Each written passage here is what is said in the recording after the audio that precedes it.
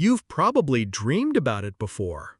Vanishing, not dying, not running away in shame, but quietly slipping out of the version of yourself everyone thinks they know. Leaving behind the predictable, the exhausting, the you that feels like a bad impersonation. And then, reappearing. Sharper, colder, stronger. Someone they won't even recognize. But here's the secret nobody wants to admit. You don't need a passport, fake identity, or witness protection program to disappear. You just need the courage to kill off the version of yourself they've all grown comfortable with. The you that exists for their convenience, not your survival. Society has tricked you into believing reinvention is polite. Start a new hobby. Change your wardrobe. Smear on some motivational quotes like cheap perfume. But the truth? Real transformation isn't polite. It's brutal. It's quiet. It's the kind of silence that makes people uncomfortable because they can no longer predict what you'll do next. Disappearing doesn't always mean leaving a city, cutting ties, or deleting every social media account. Sometimes it means you stop explaining yourself.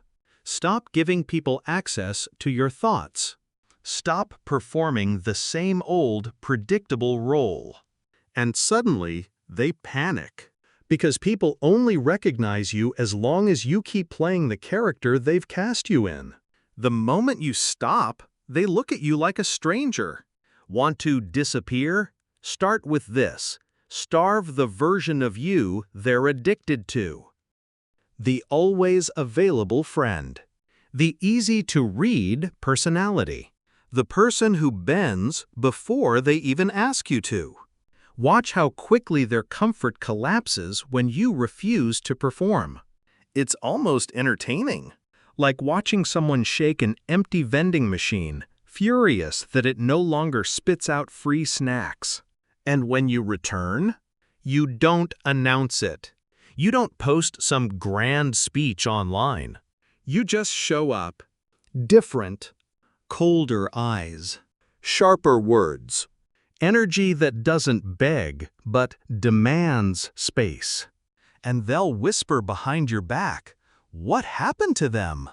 As if you died somewhere in the quiet, and a new creature returned. And in a way, you did. The trick isn't to become someone else.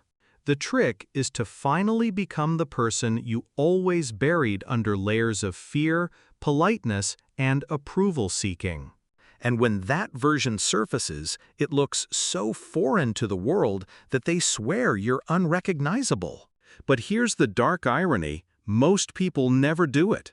They cling to their old identity like a sinking ship. They patch the holes. They repaint the wood. They decorate the deck chairs. And then they wonder why they're drowning anyway. Do you know who actually disappears and comes back unrecognizable? The ones who are willing to let the ship sink. The ones who can watch their old self crumble and not rush to glue it back together. The ones who understand that disappearing isn't escape, it's evolution. Of course, disappearing has its cost. People will resent you for it. They'll say, "You've changed." They'll accuse you of being selfish. They'll miss the weaker version of you that made their life easier. And that's exactly how you know it's working. Because if they still recognize you, you haven't disappeared enough. Think about it.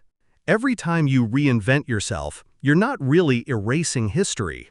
You're erasing their version of you. The watered-down character they thought you were. And nothing unsettles people more than when their illusion of you dies. So how do you disappear? You stopped feeding them what they expect. How do you come back unrecognizable? You start feeding yourself what you actually needed all along. It's not glamorous. It's not a Hollywood transformation montage. It's long nights where no one claps for your silence. It's awkward goodbyes with people who preferred you weaker. It's the strange loneliness of realizing you're no longer easy to define. But when you walk back into the world with a gaze that doesn't beg for approval, they'll flinch. They'll wonder if you're dangerous now. They'll whisper that you're different. They'll say you've changed. And you'll know you finally disappeared. Not into nothingness, but into the person they can no longer control, predict, or dismiss. The version of you that feels less like a role and more like a warning. So disappear, not to escape them, but to escape the weaker self that kept them comfortable. And when you come back, don't just return. Return as the shadow they never expected.